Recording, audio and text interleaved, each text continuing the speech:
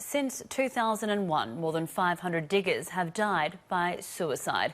The shockingly high rate has prompted grieving mothers to call for a royal commission. In the lead up to Remembrance Day, Sky News has been talking to soldiers and veterans in Townsville about mental health in the Defence Force and what can be done. Joining us live from northern Queensland is Sky News reporter Annalise Nielsen. Annalise, what have these soldiers had to say so far? Well, Sam, we've wanted to come here to Townsville, the largest garrison city in the country, to speak to those soldiers and veterans, as you say, because they are at the coalface of this issue with mental health among those returned servicemen and women. It is such an issue, as you say. 500 have died by suicide since 2001, 2.2 times more likely to die by suicide compared to the same age bracket in the rest of the population. And that's why we wanted to find out from soldiers what's going wrong on the ground and see what they want to happen. It comes off the back of these calls for a royal commission into veteran suicide. Now, that was prompted by the Save Our Heroes Summit. Paul Murray, as you would have seen, spoke to 6 grieving mothers whose sons died by suicide, and they have called for a royal commission to see what can be done. When we've been speaking with veterans and soldiers here on the ground, there has been a mixed response. Some are very positive about this move. They say that it would be helpful to analyse where things are going wrong. Others say that there are already plenty of reports, including the Productivity Commission, that shows where the issues are, including in accessing DVA support, and that has proven difficult for those veterans who do have mental health issues already. To then have to go through another process can be all too daunting. But we have been speaking to people on the coalface, and today we are going to show you the interview we've done with Phil Thompson. Now, he's the new member for Herbert, the new member for Townsville here. He himself is a former veteran. At 31, he's the youngest member of Parliament, but at 21, he was on the ground in Afghanistan. That's where he was hit by an IED. We've spoken to him about his experience there, his own experience with PTSD and how he has recovered from that, including with the support of his wife Jenna, who sat down with us for the interview as well. And we've asked him about what the calls for the Royal Commission mean for him and whether he supports it too. This was our conversation with Phil Thompson. Tell me about the time that the IED did take out some of your mates. So the 18th of July is when Ben Renato was killed and Paul Warren lost his leg. I was at my patrol base.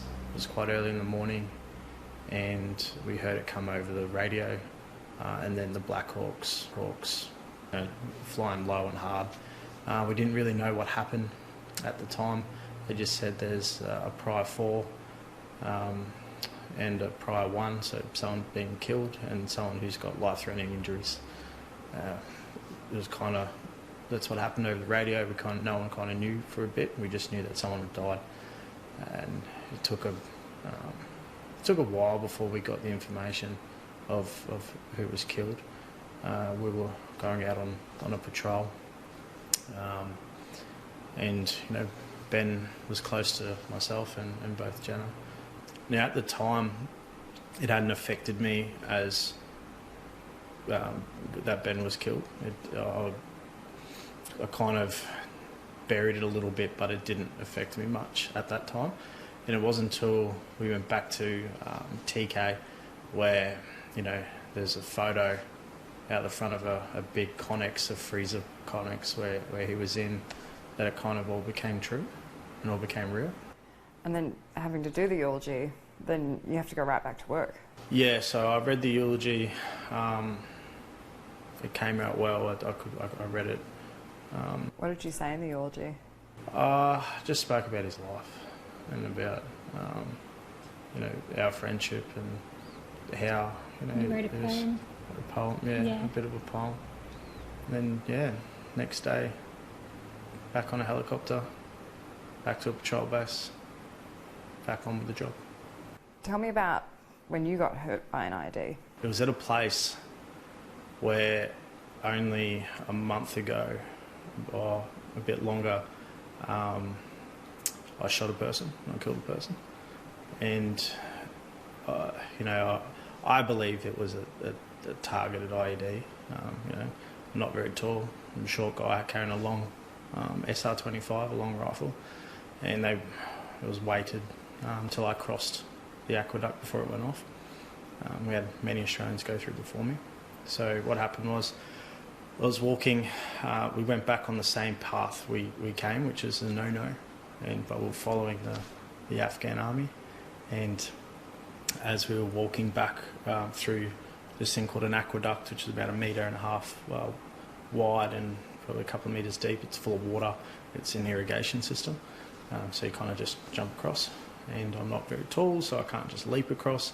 So I leant forward and I leant back to get the momentum, and as I leant back, the ID went off. Threw me back, and couldn't hear, couldn't see, I could see bits through my right eye.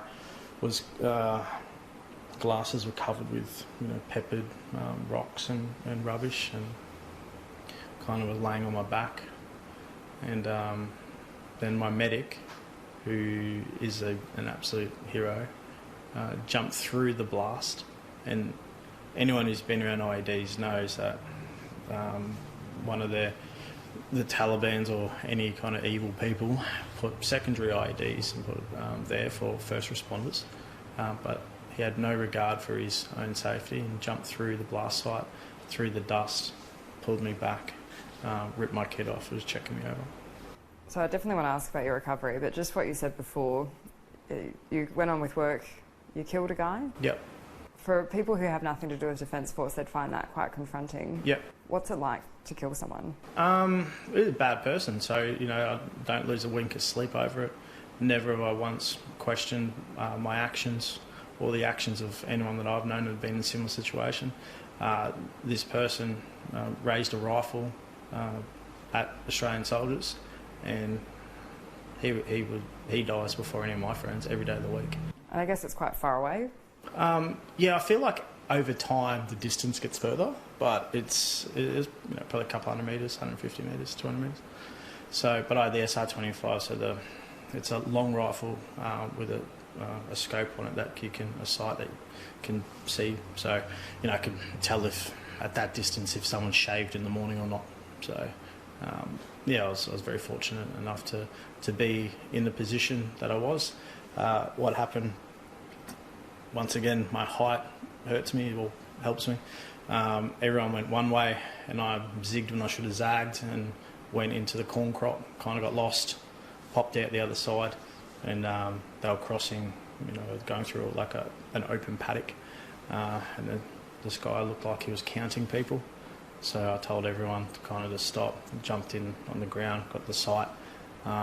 Looked like he was counting, looked like he thought that was the end of the Australian kind of call sign, and as he lifted his rifle up, just past his hip, I shot him in the face.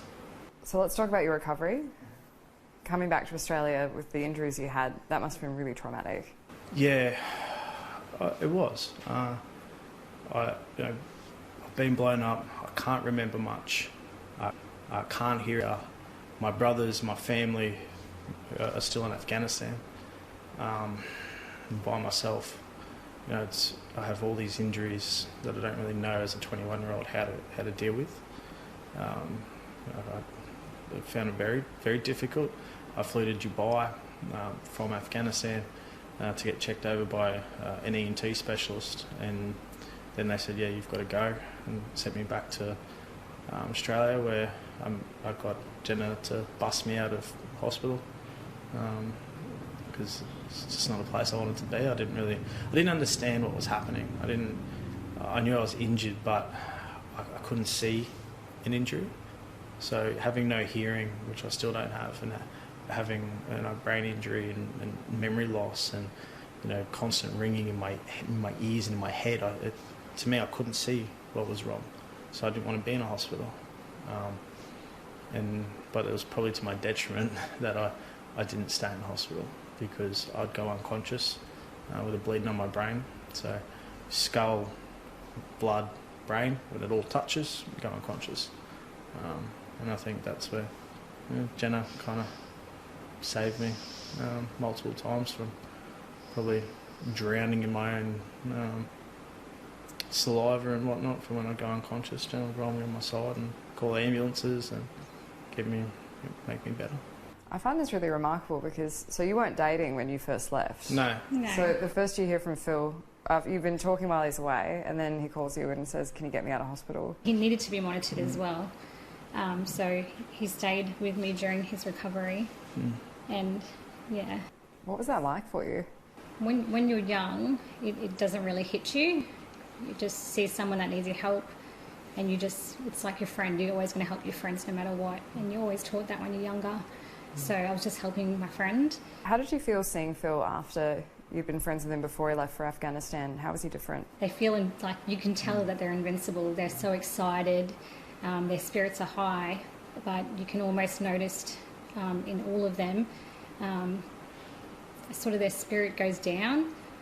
If not immediately, over time, you can notice a change in them. So things got pretty bad for you when you came home? Yeah, I wasn't recovering well. My friends are away, had injuries I didn't really understand. Ben was killed. It was just a dark time.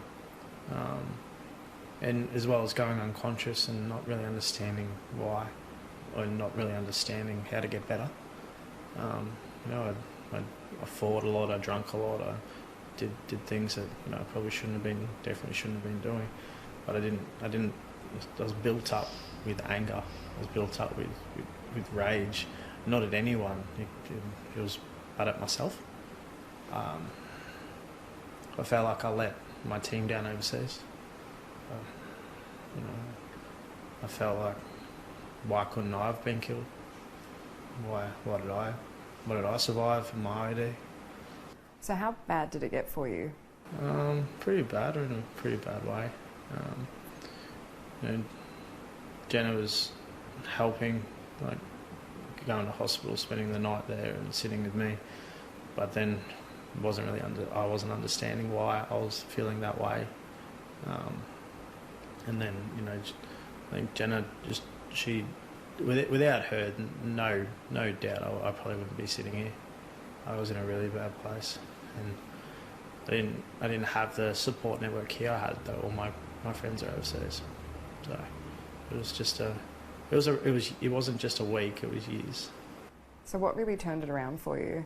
Well, Jenna did, my best friend. She turned it around for me, because I didn't have hope. I couldn't see hope. And without her, I wouldn't have hope. Jenna, it's pretty incredible that it was like this for years. You must have been pretty scared at some points. It was scary to deal with at times, but it's the unknown. We were 20 and 21. When someone tells you they have post-traumatic stress disorder at 21 or PTSD, I thought it was like the flu. Like, you get it, you recover from it, and you go on with your life. But like the flu, I guess it comes back. So it can go away and it can come back at any moment. And I suppose the more that you're with someone, the more that you know how to deal with it when it does come back around. That took years before I, kind of found my meaning again. So I don't have night terrors. I don't get upset. I don't have any of the same attributes that I had previously now. And I think it's just because I got myself out of that cone, that black hole, to now smell and taste again and see life. And I think that not everyone does that. We've had friends of ours who have died by suicide, close friends of ours, and I think that's bittersweet every day. When I get up and when I do things in politics, I carry them with me the whole way, because I need to honour their legacy and their lives and make sure we are doing the right thing, because one suicide's too many, and when they're your brothers, the brotherhood, it leaves a very dark hole in my heart. So there has been the conversation started about veteran suicide, whether there should be a Royal Commission. You're in Parliament now, you've got the means to make it happen. Do you think there should be a Royal Commission? Well, I'll answer it in two parts. The role of a Member of Parliament, and any good member, is to take their guidance and information from the people they represent. So whatever a personal view is, does not go to Parliament, because I represent people, so the voice of the people goes to Parliament. Do I think a Royal Commission could be beneficial? Of course. Do I think that it needs to happen right away? I'm unsure. And I'm unsure for two reasons. We have veterans in the community of Townsville that contact me every day. I guarantee after this I'd have about 15 messages from different veterans throughout the community telling me what they think should happen. Now we're split. We're split right down the middle. We've got veterans who definitely don't want a Royal Commission. They think it'll be money that could be spent for immediate action right now, and they could use that money to do action. And then I've got other veterans who are saying there's nothing more important than a Royal Commission. Now my heart, definitely my heart, says if a group of mothers who have lost their sons to suicide are sitting in a room right now and can't see any other way forward except the Royal Commission, then I'll back them every single day. Now, generals and senior officers aren't the people that are dying by suicide. The people who are dying by suicide are my mates. People who are dying by suicides are the lowest ranked denominator, not the largest. So if we're putting in programs to have people, with actual impact and for change, it's not for a general to tell me what I want. It's for my people, my cohort, my kind of level of when I was in defence, to tell them what we need. If people, are going through a rough time, or they want to speak out about a Royal Commission, or if they want to, if they're finding homelessness, if they're finding themselves homeless, or don't have any kind of funds coming through, there are things there that can happen near immediately. So there's counselling near immediately. There's emergency accommodation that can happen near straight away. Emergency payments, all these things that can help. And I think, and I truly believe, that my role now is to, if people are finding red tape or bureaucratic walls, come to my office and I'll cut them down. Just finally, this is playing ahead of Remembrance Day, so who are you going to be remembering this Remembrance Day? Firstly, be remembering Benny, who was killed in action, but also Jessie Bird, our friend. Yeah. So my friends who have died on operations and have died by suicide, that's who I'll be remembering. So Sam, this is the first time Phil Thompson's spoken at length about some of these issues he's faced and what he thinks needs to happen in this veterans space. It's something that's absolutely tangible here in Townsville. A number of the veterans we've spoken to can list off, on one hand, how many people they know in the last year who've died by suicide, and so it is absolutely front of mind. We will be here tomorrow for Remembrance Day as well, broadcasting from Australia's largest garrison town, and we will continue this coverage on this serious issue with a Royal Commission now very likely.